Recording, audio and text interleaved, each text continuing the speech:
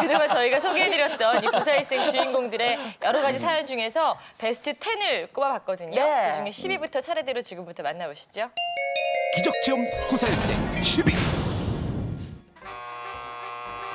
살이 많아 슬픈 남자 끼었어요의 주인공 김명돈 씨다. 아, 이분 기억날 것 같아요. 네. 먼저 그의 애타는 절규를 들어볼 때 그렇죠. 뱃살 때문에. 예, 체형 때문에 살아가지고. 그런 명돈 씨의 유일한 스트레스 해소법은 바로 심야 라디오 프로그램을 듣는 것이었는데 우리 미나솔 씨 맞다. 나오시네요. 알람 맞춰놔야 되겠다.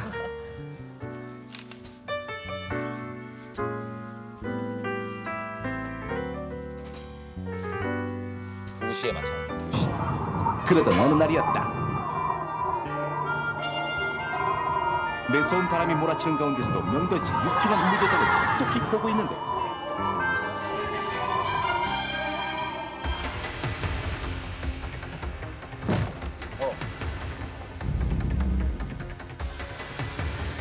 살에 대해 비관하는지 마냥 넋을 잃고 걷던 그때였다.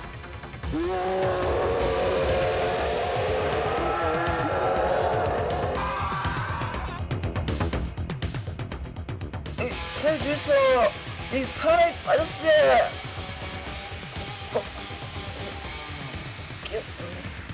이 살에 끼었어요. 끼었어요. 22m 높이 구덩이에 완전히 빠진 빠지질 아니 않았죠. 끼인 명돈 씨. 그러나 명돈 씨의 구조 요청은 전혀 들리질 않았는데 그때 불현듯 다가오는 구원의 발걸음. 살 주소. 살 주소. 우리 시장에 기억나네요. 네. 한쌈 볼까? 그들은 다름 아닌 취객이었던 것이다. 먹고 이거. 시간이 흐를수록 점차 의식을 잃어가는 명돈 씨. 산소 부족으로 인해 호흡은 점차 거칠어만 가고 그러나 죽으란 법은 없는 것일까? 미안한데. 와, 구멍 안에 뭐 있나?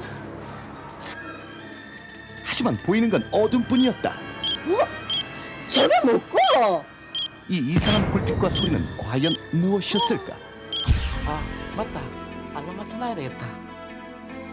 그것은 다름 아닌 명돈 씨가 라디오를 듣기 위해 맞춰두었던 손목시계의 알람이었으니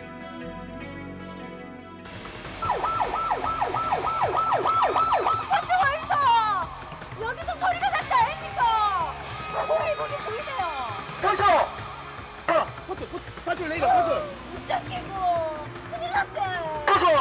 이렇게 해서 명돈 씨 무사히 구출되었는가 했는데 왜안 올라오는데? 또 끼었어요. 이 밖에도 웃지 못할 황당한 사건들이 있었다. 바람 때문에 자살하려던 여자가 바람 때문에 살게 된 기막힌 사연이 있었으니 때는 1962년 이탈리아 로마. 그 과거의 시간 속으로 들어가 보자. 세상에서 바람 피는 남자가 제일 싫어. 여기 실연당한 한 여자가 있다.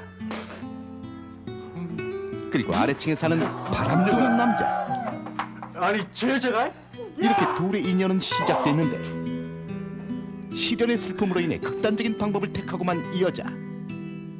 바람이 심하네. 날씨가 왜 이래? 어?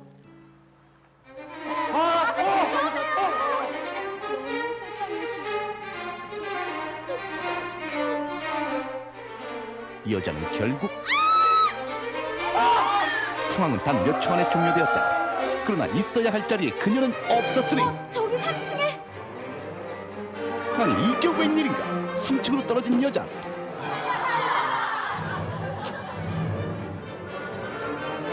또다시 투신을 감행하는데 이번에 떨어진 것은 남자가 사는 2층. 이런 마술과도 같은 일이 어떻게 벌어진 걸까? 그렇다. 릿선에는 뛰어내렸지만 강한 바람에 의해 3층으로 1차적으로 떨어졌고 자살에 실패하자 또다시 뛰어내렸는데 떨어진 곳은 2층. 네. 정작 바람이 일어나기 힘든. 그녀를 살렸던 것이었다. 바람이 얼마나 셌으면 저랬을까요? 정말 부사일생. 자주 고장을 일으켰던 금씨의 경운 아, 이 사건이 기억나요. 이거 와이카노. 고장난 거 아닌겨? 궁여지책으로 경운기와 트럭을 밧줄로 묶은 채 집으로 가는 금씨 부부. 모래에 심취한 채 금씨는 열심히 차를 몰고 집으로 돌아왔다. 자, 다 왔다. 그런데 과연 경운기와 부인의 행방? 사고는 이렇다. 경운기의 존재를 잊은 채 차의 속도를 높였던 금씨. 그 속도를 못 이기던 경운기는 결국 돌에 걸려 논바닥으로 나뒹굴게 된 것인데,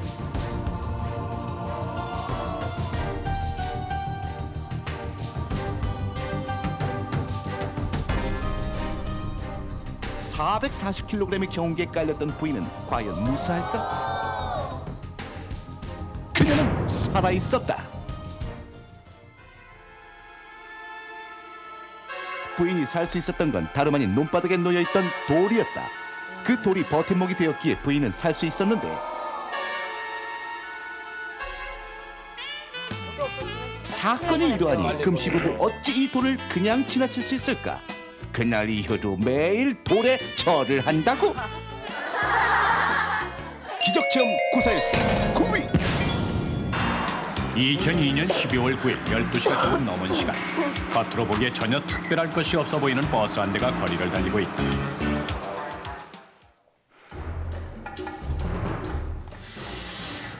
수고하십니다. 서로 힘을 좀 모아서 버스는 점점 우연과 필연을 모아서 사고로 향하고 있다. 아저씨! 아저씨! 잡아타고 사고 발생 10분 전, 떠나는 버스를 끝끝내 잡아탄 이 여인. 앞으로 다가올 일에 대해 전혀 예측하지 못한 채 출발한 버스. 이들은 과연 어떻게 될 것인가? 운명의 시간은 점점 다가오고, 사고가 일어난 것은 버스가 코너를 돌던 바로 그때였다.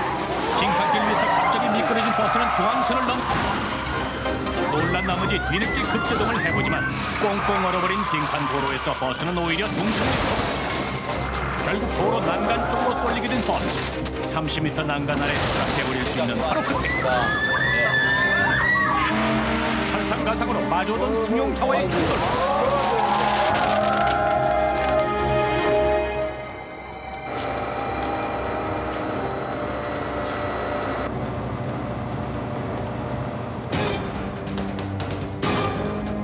도로에서 절반가량 벗어난 난간에 매달린 버스. 버스가 잠시 중심을 잡자 상황 파악을 한 사람들 모두 버스를 빠져나오기 위해서 허둥대는데,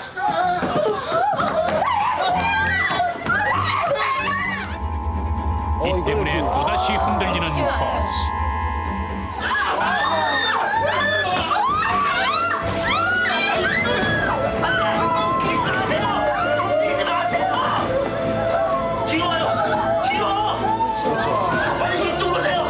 무게 중심을 뒤로 옮기기 위해서 뒷좌석으로 모여든 사람들. 이쪽으로 와요. 이쪽으로 와요.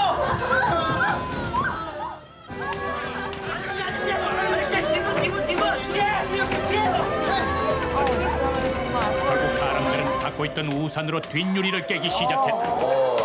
깨지네요.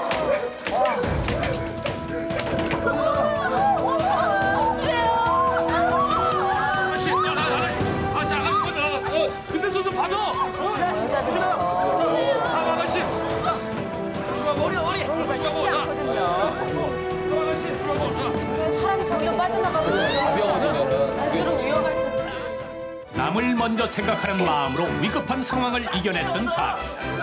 급박한 상황에서 이들 모두를 살릴 수 있었던 것은 바로 그 마음 덕분이었을 것이다.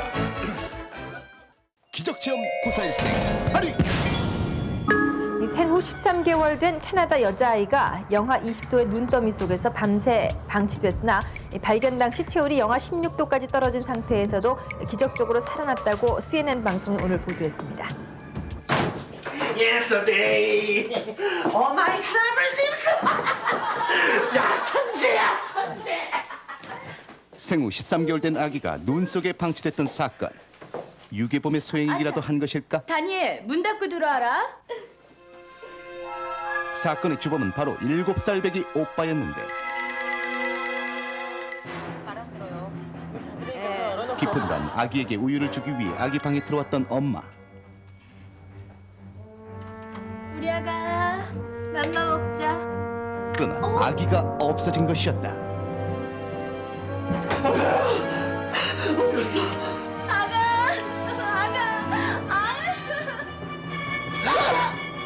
속타는 이들 부부가 발견한 것은 다름 아닌 열린 현관문이었으니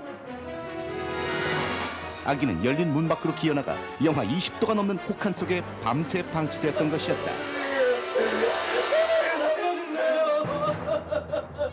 아기는 이미 동사로 판명난 상태. 그런데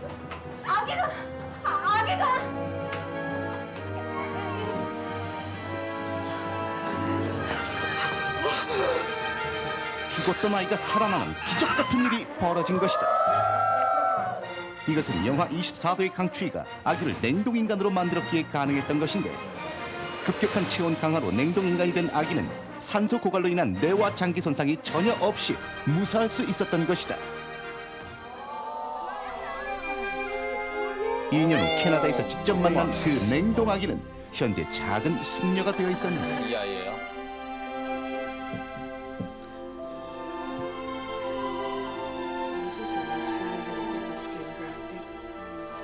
영상의 흔적이죠. 그러나 그날의 아, 악몽은 다행이에요. 발에 남겨진 흉터처럼 아직 생생히 남아있는 듯했다. through that and they love these friends. You know, you read about SIDS and you read about everything, but you don't read about that.